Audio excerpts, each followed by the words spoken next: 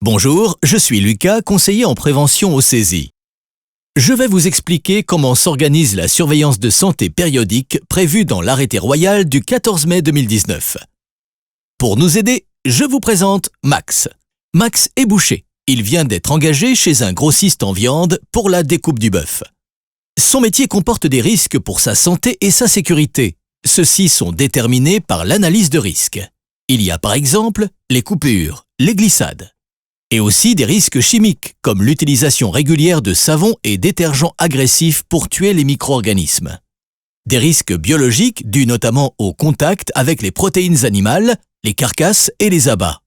Des risques ergonomiques, la manutention manuelle de charges lourdes, des postures contraignantes, des gestes répétitifs.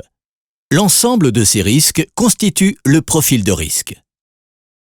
Étant donné la présence de ces risques, Max est soumis à la surveillance de santé du CESI.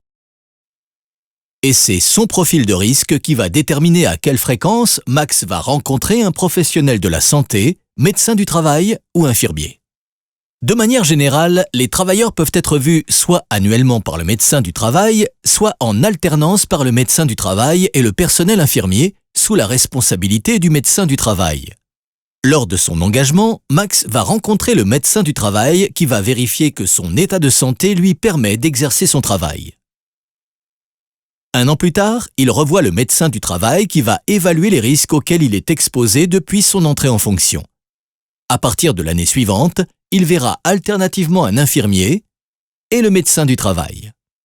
En quoi consiste la consultation avec le personnel infirmier ? Avant sa consultation, Max va être invité à répondre à un questionnaire en ligne. Ce questionnaire sera le même pour tous les services externes. Il portera sur la santé du travailleur. Lors de la consultation, l'infirmier parcourt le questionnaire avec Max pour détecter les situations de santé qui pourraient nécessiter un suivi particulier par le médecin du travail. Si l'infirmier le juge nécessaire, il peut orienter le travailleur en consultation auprès du médecin du travail.